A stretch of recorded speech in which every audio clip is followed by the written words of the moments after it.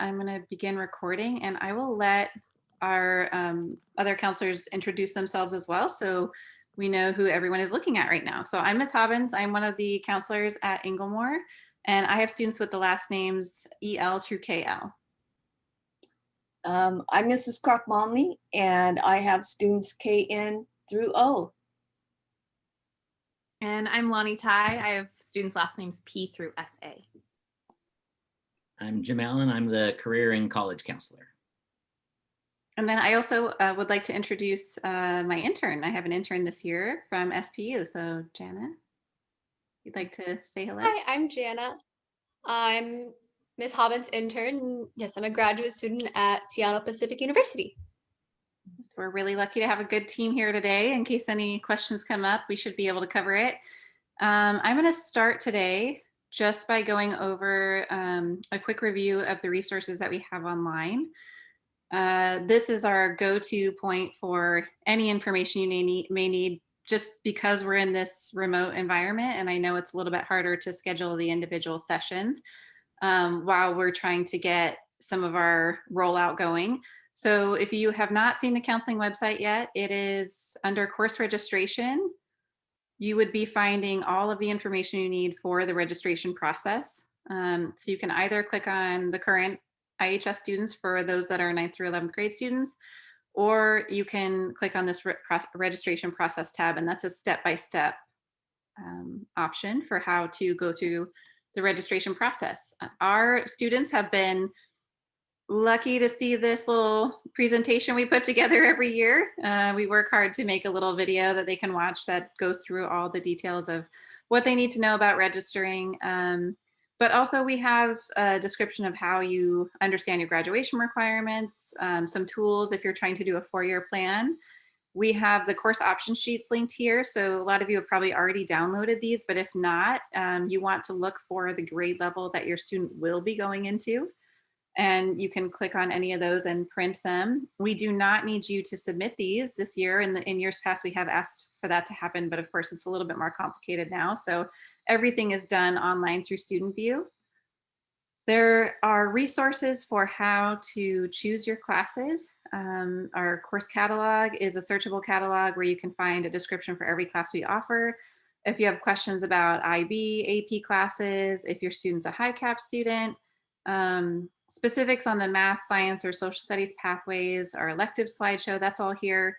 And if you or your student forgot how to enter the classes on Student View, we have a tutorial here as well as a PDF of the instructions.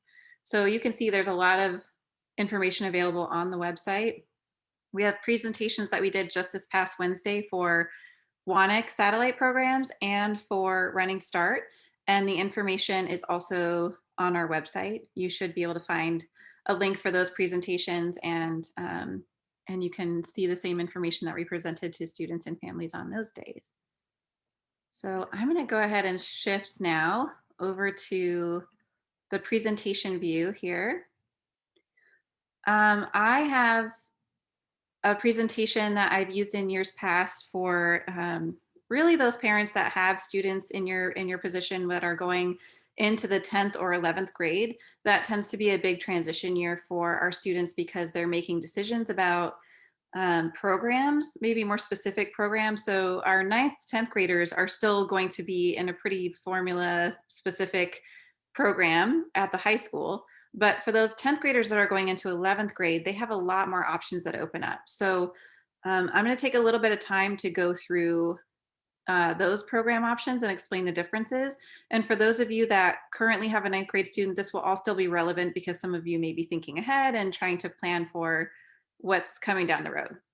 So let me go click through here. We do our presentations and outline our registration this way for a very specific purpose, meaning we kind of front load all the information in one place on the website because we know that we have only so much time to dedicate to the one-on-one meetings. And so we want to make sure that it's as equitable as possible, that all students get the information they need. And that's why initially we front load everything on the website through the registration video. We also really rely heavily on individual teacher recommendations. So anybody that's in a class with a teacher right now has been probably hearing a recommendation for a next step or if there's a progression in a class, those teachers will be helping them decide on those specifically for math. That's a really important transition for some students where the math teacher might give them more clear guidance on where they're headed next. We do have our IB information night, which has just been a pre-recorded thing that's on the website. So the IB coordinators have done a really great job of putting information together depending on, class of 2023 or which class it is that's graduating. They will adjust their information accordingly. So all of that is on the website as well. We did have the info sessions for WANIC and Running Start. And so we do all of that ahead of time to make sure every student gets the information in advance. And then next week, for example, on Wednesday, we are offering some drop-in hours for students to drop in for Zoom meetings. And counselors will be available from 8 to 1 that Wednesday for students who still have some remaining registration questions or specifics that maybe aren't answered from the materials we posted online. I like to go over a standard schedule for a formula because this is helpful when students are trying to plan what they want to do year to year. They usually ask, like, what is it I need to be doing? We can tell students confidently that every year you're going to be taking English. Math is pretty consistent every year. And the reason is even if they've done all of their requirements up to Algebra 2 and beyond, we want them to continue so that that transition into college is a smooth one. It's hard to go into a college placement test with a gap year in math. So we do encourage students to continue that. Again, science is a minimum of 3 years. So most years they will be doing science. Social studies is the same. World language is the one that we say is an exception because we don't require students to earn a world language credit to graduate from high school, but we do highly recommend to all students that they take those 2 years of world language so that they're eligible for a 4-year university. And it's more world language requirements if they are an IB diploma student. And then in addition, you would have the electives. So this is just a basic formula. We like to show students and parents to say this may be how you make your decisions on your classes. Now, social studies is kind of a tricky one. It is an optional class for either 9th or 10th grade. So juniors and seniors are guaranteed to take a history.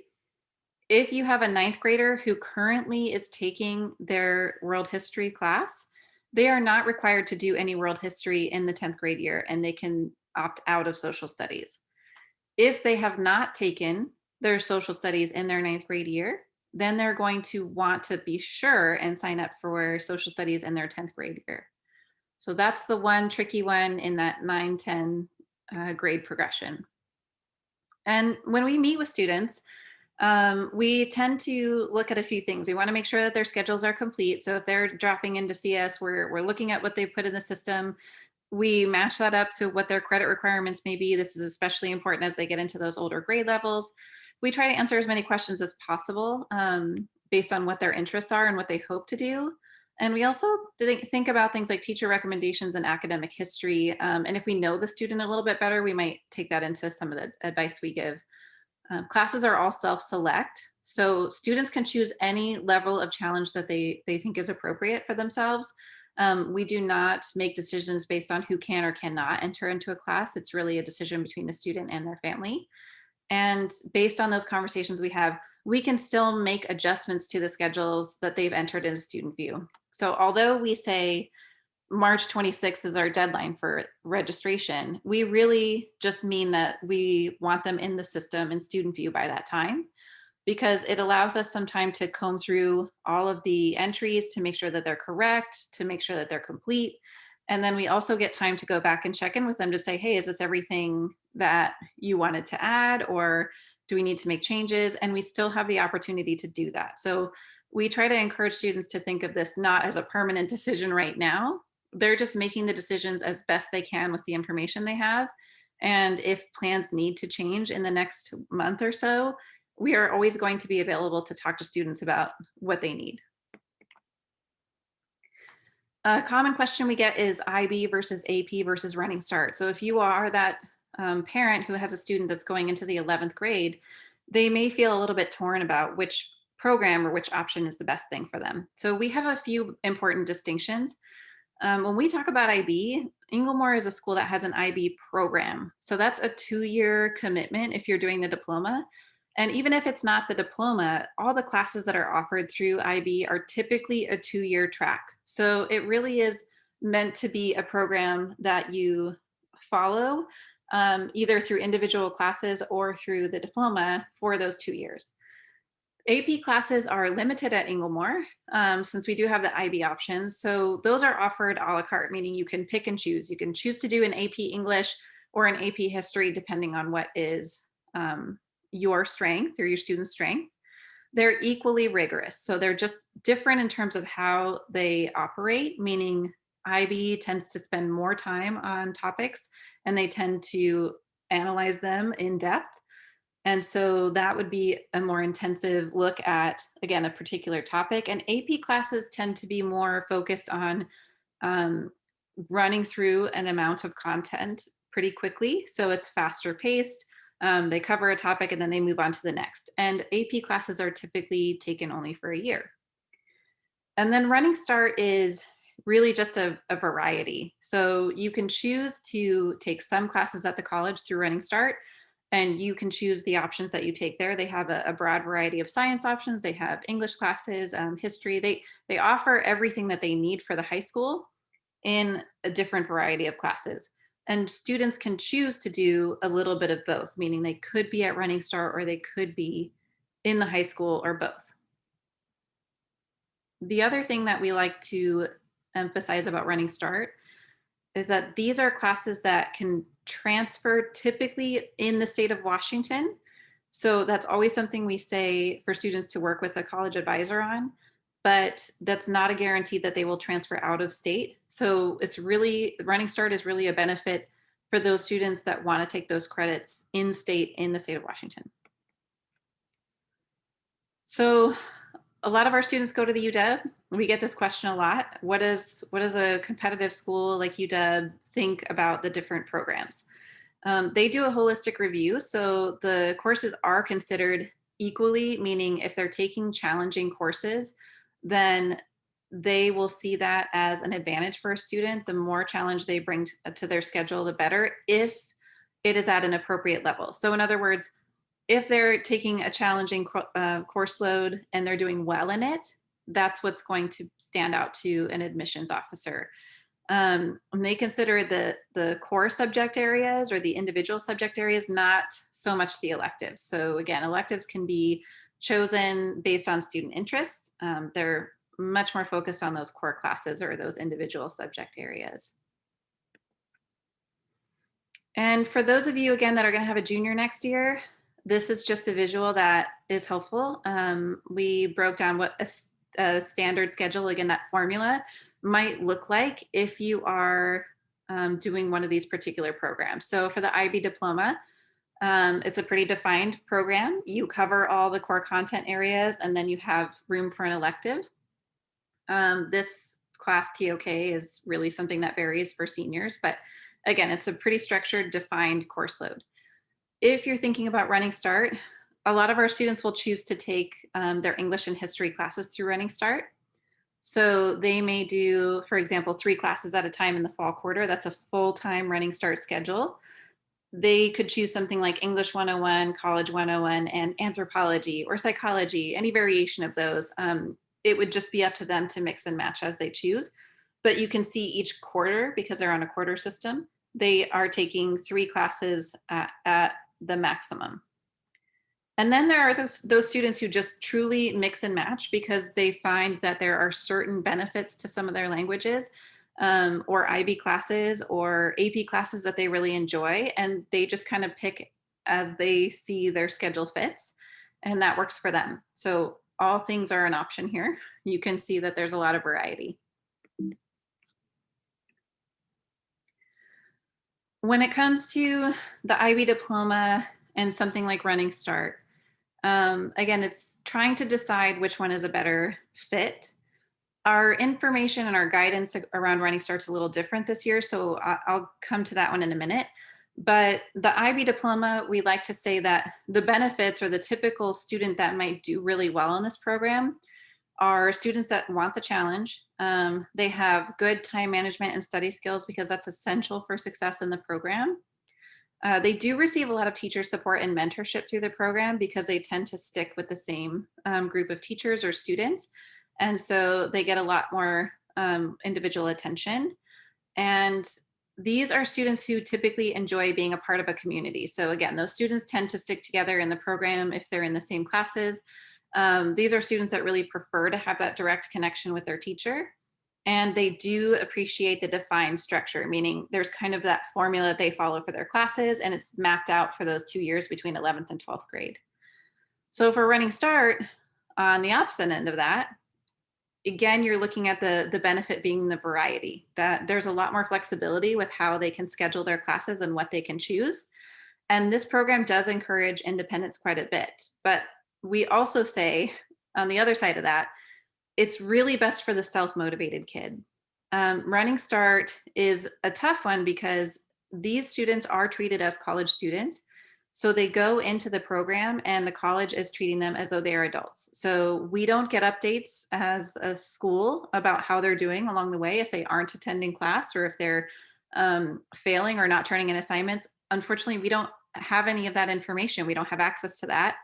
And it's the same for parents. So I know that there are some parents who are able to stay connected with their students' information, but typically the school is not communicating with the parent in any way. It's strictly through the student. So it may be a better fit for those students, again, who are self-motivated, but those students who don't necessarily care so much for the social environment of high school, they wouldn't feel like they're missing out on all the activities or things like that if that's not really their scene. And it's great for those students who really know what they want to study in college. So if you have a student who says, I know I'm going to go to medical school, that's my plan, and I want to take these credits with me and try to shave off some time from my college plans in the future, Running Start is a great option for those students.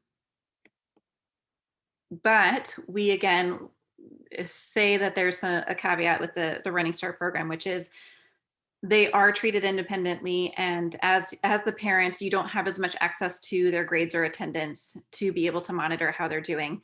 And we do have students who are those independent students who typically are really great students who just become overwhelmed with the college way of doing things.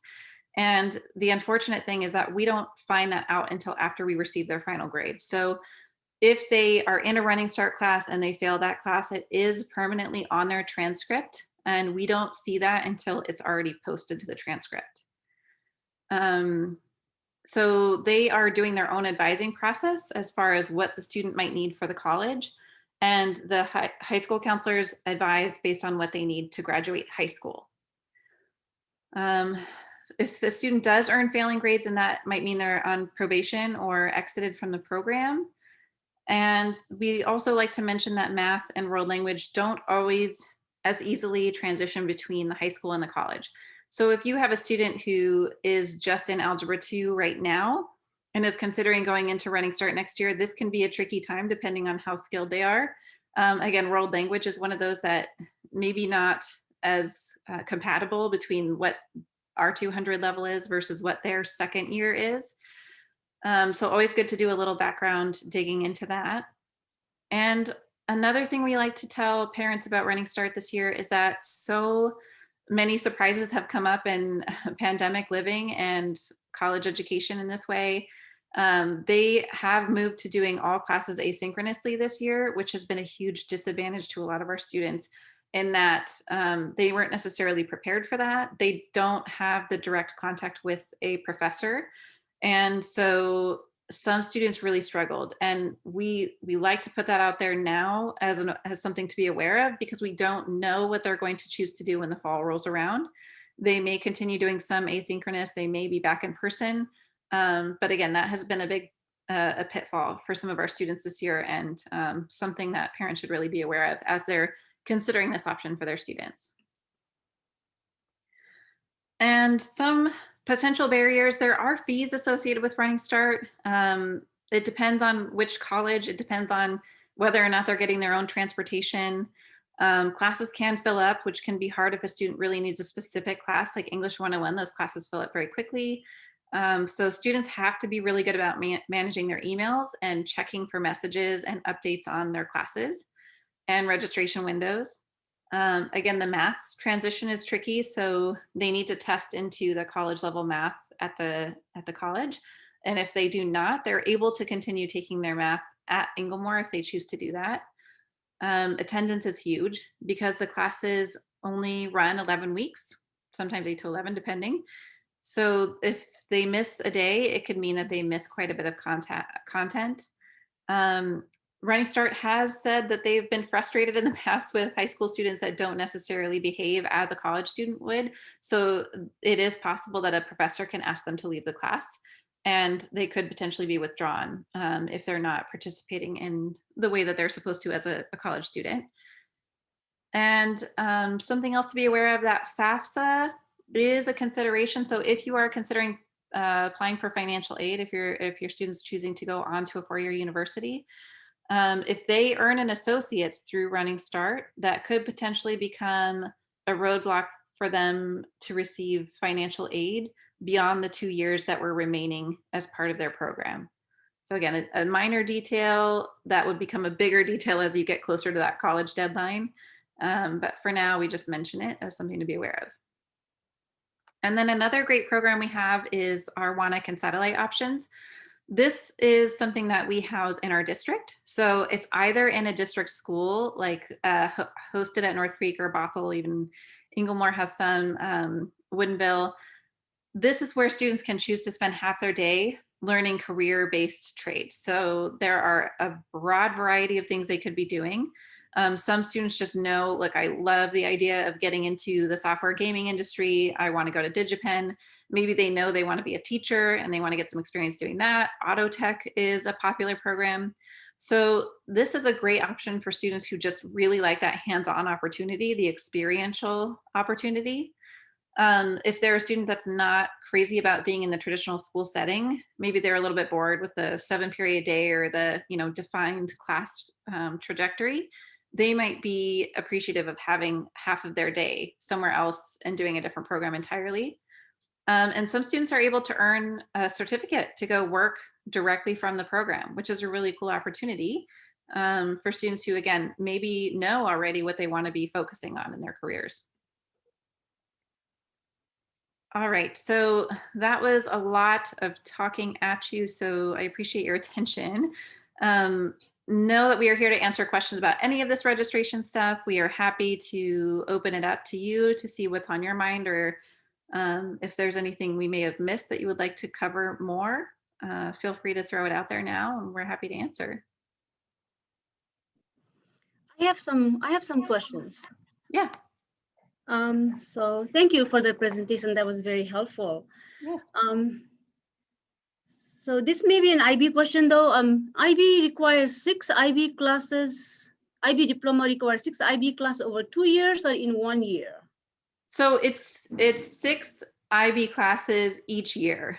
Oh, So, 12 then. Okay, because in the sample you said this, you showed there are like 6 classes. That's why I was wondering. Okay. well, they do the define. So it's a 6th subject that IB requires, which is their typical elective. So now that we have a 7-period day, they may have one of those years where they have an elective that's not an IB class. Right.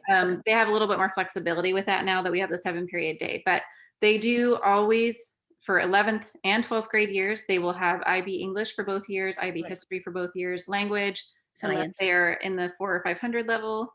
Math, they'll continue for the most part. So it is that defined structure for each year, and then they'll usually have one elective that they can vary. Right, right. So another related, similar question. I'm Irvin's mom. So initially, Irvin was planning to do the 2-year game design class in DigiPen.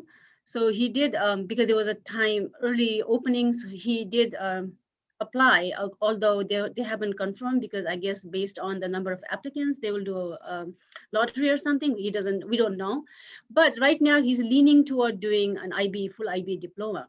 So now that he's already applied there as a North Shore District School student, can he, if he wants to do, and I think he does, the full IB, will he be able to register for the full IB classes with the DigiPen being open in his portfolio? So I'm not sure on the times.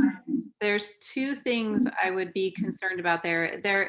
There may be some overlap in the schedule. So if he's early in the morning, it might mean that that he doesn't miss much of the class time at Inglemoor. No, I think we But- want to cancel the discipline. I don't think he wants to continue that. He wants to instead do a full IB diploma. Oh, so you're not asking about him doing them together. You're asking. No, I don't think it's the IB coordinator says that it's not a good idea. It'll be very hard to manage full IB and discipline both. So I think he's going to cancel the discipline, which I hope we can, and register for the full IB classes. Yeah, that's not a problem at all for him to cancel DigiPen. Yeah, no Okay, issues there at all. Oh, great. Thank you. Thank you. I have a few more questions. Is that okay? Yes, yeah. I think any questions benefit the group. So feel free. I think so too. Yeah. Let's see. What are flexible credits that are shown in his list of requirements? What are they? Flexible credits are anything beyond what doesn't fit in those core subject categories. So you have the outlined things you have to do to graduate high school, but you're likely going to do beyond what the requirements are. So Right. you only need 3 years of history, but let's say as an IB diploma student, for example, you take 4 years of history. Well, Okay, one I of see. those years is going to fill that a flexible credit. Got it. Got it. Okay. Yeah, I think I had some questions on high school and beyond, but Mr. Allen already answered me that through email. Okay, I think we Irvin is narrowing down his choices. I think he's getting there. So it's, Yeah. all this information, your website has really good information. Yeah. Oh, excellent. Thank you. Yeah, it's a big decision for those moving into It's their so junior year. stressful for So me, but a lot of variety, I'm which is stressed good. out because you want to choose the right things for you want your child to make the right decisions, right? As long as he feels good about what he's doing with his day and knows that there's the options out there, that's what we care about. We want them to know that there's so many things to choose from, and school education in general is not one size fits all. So the more variety we have, the more likely it is that we'll be able to fit every kid's needs. Yeah, and he's reached out to his teachers, so we've gotten feedback from them. So I think, yeah, Okay, great. yeah. Any other questions on that or something different? Yeah, something more technical. It's Viara. I opened the parent view the last 3 days, and all it shows up is the COVID questionnaire. So how do we work with the classes, which we cannot access anything but the COVID questionnaire? It's a glitch, I'm thinking, because that's for the elementary that they're doing right now. But it's a peer for high school students as well. So I think it's a technical error. It doesn't make sense. Lonnie, did you guys discuss that this morning? We actually just had a meeting this morning about that, since it impacts us as counselors during registration and students. And it sounds like if you can't get through after kind of even answering some of it, I know that they're doing kind of a pilot right now just to iron out the kinks before we get to the in-person setting.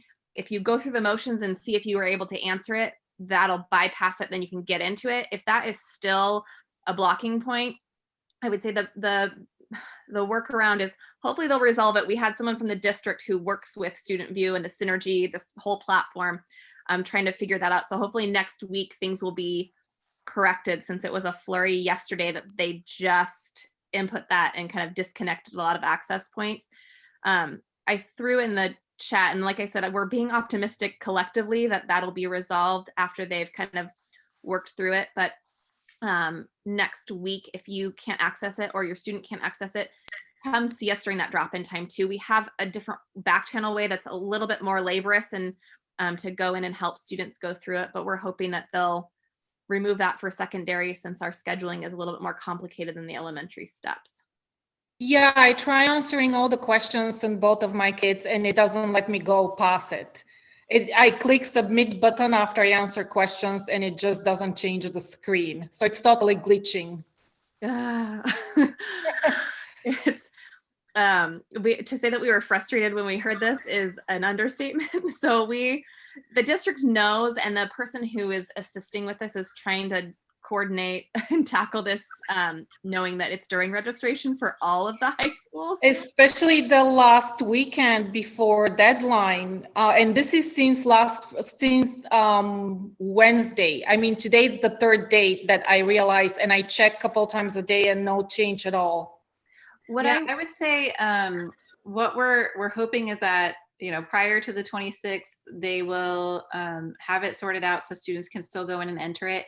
If for some reason it's an issue where you're not able to access it, just know that we can always go in and put that in for you. So we still have access to the same thing, but not necessarily what parents and students will have. So we can still put the classes in there if necessary. And I think you were mentioning that you looked at it from parent view. Did you log into student view, or was it just parent view? Just parent view. Okay, maybe try student view and see if there's a way for them to bypass it through their access. Okay, that's a good idea. Just a thought. Thank you, Croc. I didn't think of that. I also saw a great question come up. It looks like somebody was asking about the IB-SL level course and wondering if there will be an HL level course. That one has been run traditionally as an SL course for years. I do not see that changing. There's a lot of benefits to having one of the IB sciences be 1 year, because it does offer that flexibility for students who want to be able to mix and match within their sciences. So we do not expect them to add an IB chemistry HL at this point. I would add some students do take that IB chemistry, the SL, as a 6th subject their junior year. So they might have IB bio as their trajectory for that 2-year course to get to the HL level.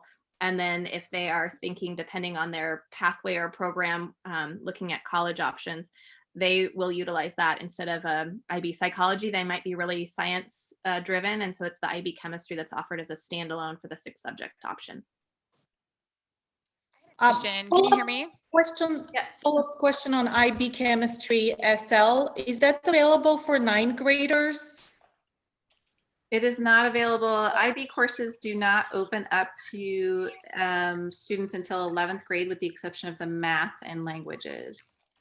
Yeah, because we're taking the HL. They're currently taking the IB SL math, and we're doing the HL, but they're doing chemistry next year. But I would rather do the AB chemistry SL instead of repeating it 2 years in a row. I mean, standard chemistry is a 9th grade, and then IB chemistry level SL. It doesn't make sense, does it? It is complementary, actually. They do require that you have chemistry in order to get into IB chemistry. So. Oh, okay, I understand. Thank you. Yeah. So great question here. What science do you recommend for 11th graders, assuming physics, if they've taken bio in freshman year and chemistry in 10th grade year? So that is a really great question. We talked to students a lot about making this shift. If they did biology in freshman year, which they all typically did, chemistry in 10th, physics is a nice option for the transition into 11th grade. And that's because a lot of colleges will look for the trio of sciences, the biology, chemistry, and physics. Specifically for those kids who are interested in doing anything with engineering or in the STEM field, it is nice to have those 3 specific classes in there, and taking physics in your 11th grade year opens up a lot of options to do a variety of sciences in the senior year if they choose, or they could even choose to go into an IB science if they're prepared for that level of challenge. And that would, again, be the 2-year commitment if they're doing the IB physics or IB bio. But the trio, again, the biochemistry and physics, is a nice one to have for transcripts for college applications. Does the IB math taken in 10th grade count for the IB program? Yes. 11? Okay, it does. Okay, good. He's taking IB math right now, that's why. Yes, that's the one. A lot of our students are younger now, taking the IB maths and languages. So it is common that those students will just continue on into the IB program with that trajectory already in place. Students won't be able to take an IB exam, though, in 9th or 10th grade. Right, yeah. Great questions. Thank you for putting these out there. Anything else that we didn't cover yet? We still have plenty of time. And again, for the benefit of other parents, feel free to ask. I just want to confirm that my daughter tried the student view, and she was able to bypass the questions and get to the classes. So at least great. Okay, so we know that's the trick then. It's got to be safe. Yeah. Thank you. So can students take all IB classes and not do IB diploma? Is that even an option? Yes. They can. So the big distinction between those, the IB diploma incorporates the CAS hours and the extended TSA, which is a huge part Okay. of the graduation requirements. Ah, If you're doing the full IB program, but not opting for the diploma, those two things, including the TOK class, which is offered in the senior year, all of those things become off their plate. okay. Okay. And those kids who do the Digipen or any WANI courses, where do those credits count? Like what are those, where do their credits counted for? Like mandatory classes, how are they counted?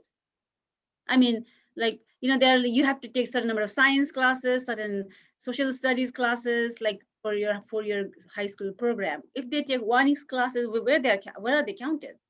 How are they accounted for?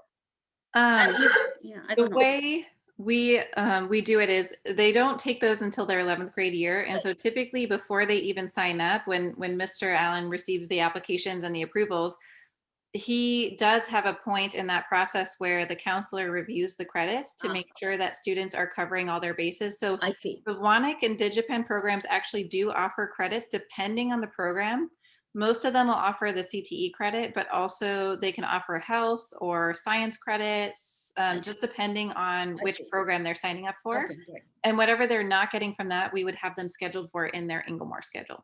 Okay, like civics or those kind of things. Okay. Yes, got it. yeah. I just threw something in the chat that Mr. Allen had posted earlier, which has kind of the location of the program, and it'll go through and show you exactly what potential, well, the times and then the credits, but also the course equivalency. So some of them are lab sciences, some of them have an English component to them, and that's how we interpret them as to where they meet their diploma summary, their credits. Thank you. That's really handy to have. Thank you, helpful. Yeah.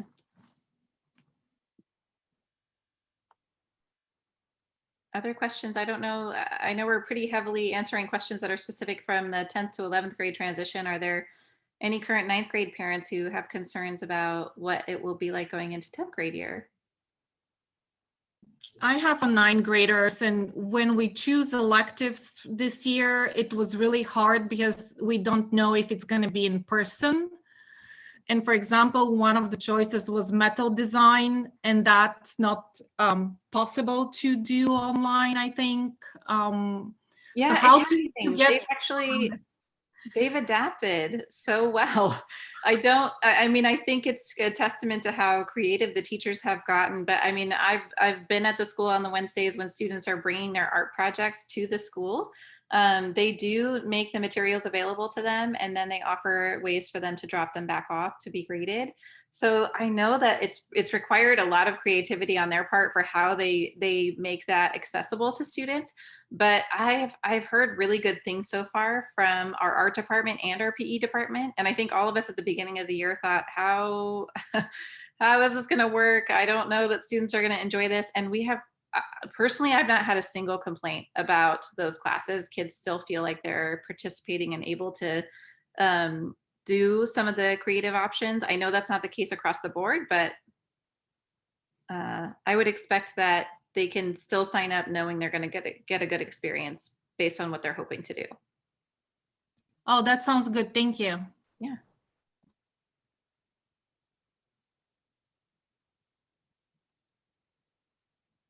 And again, just a reminder that the website is going to be up and updated. So we will post this recording.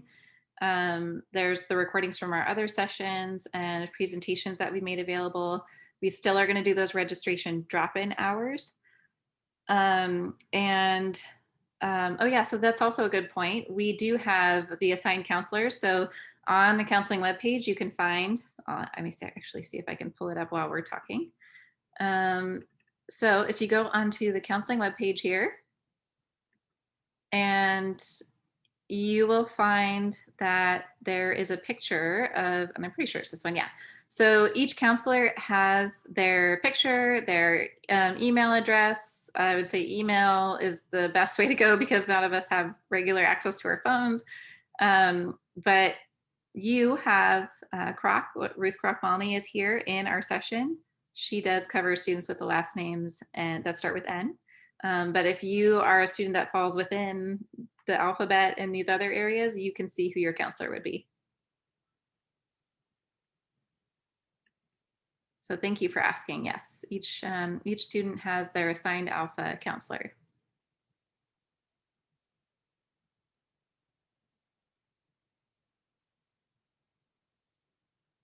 Anything else for the group that we want to throw out there? I think that's what we had prepared for the day, and assuming that anybody would want to have time to ask questions, we would answer those. So if you are feeling like you've had your questions answered and you're satisfied, then you are welcome to head back to what I'm sure is a very busy day already.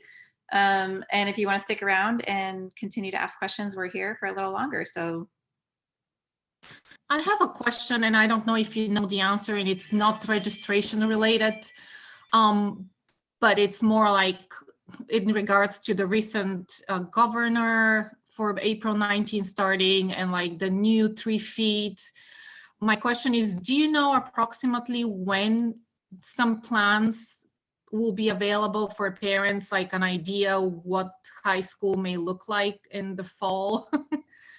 unfortunately, we have no idea. I will be honest and tell you, we basically find out at the same time you do. So we're still waiting to find out what April 19th looks like. I know that they're hoping that by early next week we have some sense of that, but we're just kind of hanging out, waiting to find out ourselves. And I think we all understand the the desire to know, have a plan, and have something to look forward to is a really nice thing. And so we're hoping that it does happen quickly, but we are all still waiting ourselves to find out what that will look like. Yeah, thank you. It's more like knowing what it looks like so we can choose which option. Yeah, we were just talking about this morning. We have several counselors who have kids in a high school level or a middle school that are saying the same thing. Like they just don't know how to make a decision without all the information, and we understand it's a tough call for parents and families to make right now. Thank you. There's a question here about math in college, and it's any generic college question is tough to answer because the answers are all over the board. So completing math through Algebra 2 is still the standard for entrance into college. So if a student takes Algebra 2 their senior year and passes that, they can go to a 4-year school. I think over the years, we found that doesn't actually prepare them for college level math. And so if you've only taken math through Algebra 2, you're probably going to have to take some remedial math courses at college to get up to a college competence in math. So we recommend that they go through at least college in the high school pre-calculus or IBSL 1, something along those lines that's going to get them a little more of the trig and that type of thing. However, if a student does, it's the trig portion. If a student graduates with Algebra 2 trig and really understands that material, they actually would be prepared for college level math. Now that said, the more competitive the college, the higher the level of math that you're going to be looking at. And if a student is wanting to apply for engineering or STEM related fields, pre-calculus is a minimum. If they're looking at UW Seattle, they really need to take math through calculus. But so there's the spectrum there. So a question about the recordings. I believe that our counselor posted them under, was it the 9th through 11th? Let me see if I could pull it up so I don't answer this incorrectly. Under course registration and current 9th and 10th and 11th grade. So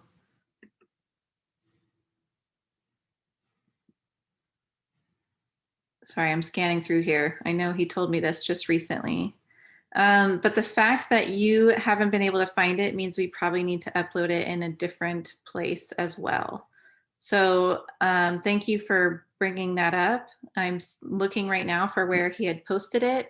And I do think it was somewhere in our timeline that he mentioned he was going to place it. But obviously, the more accessible it is, the better. I also think there's a possibility we could be posting this on our Schoology page if you happen to be linked to the Schoology page. I'll see if he's able to do that as well. So thank you for that point. Needs to be easier to find. We understand that frustration as well, trying to find information online. We don't want to make it any harder for parents to have to locate things, so we can double up. Question here, is there an IB partial or full path as an example for students looking to go into STEM colleges? You know, Jim may have a different answer for this one, but I think I would just, to simplify it, I would say the emphasis is typically on the maths and the sciences. You know, expanding on those as much as possible. The more variety, the more content you cover, and the more challenging it is, the more suited they are for going into a STEM field at a college. So one of the things we might say to a student is, again, if they're looking at that engineering option, something like physics or IB physics paired with IB design technology is a great way to become well prepared for a STEM field, or specifically an engineering focus, because those pair really nicely. It takes the element of science that students need to know and gives them the background on the content, but then the design tech is the hands-on project-based work that they're doing. So they're putting that physics into action in the class in design tech. So we try to offer some guidance based on those specific questions around like what a student may be looking to do, but it can vary depending on their goals and what exactly STEM looks like for them.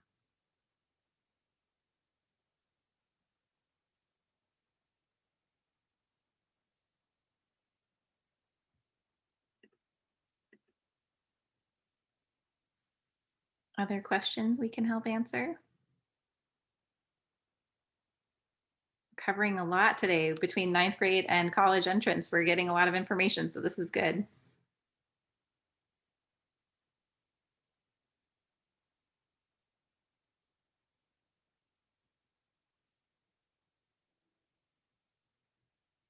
Well, thank you everybody for participating today and bringing such great information and questions to our attention. And that makes our recording that much more valuable for any parents who choose to participate later and watch the session. So thank you for coming, and we will hopefully be seeing some of you in person in the near future. Thank you. Thank you. Have a great day.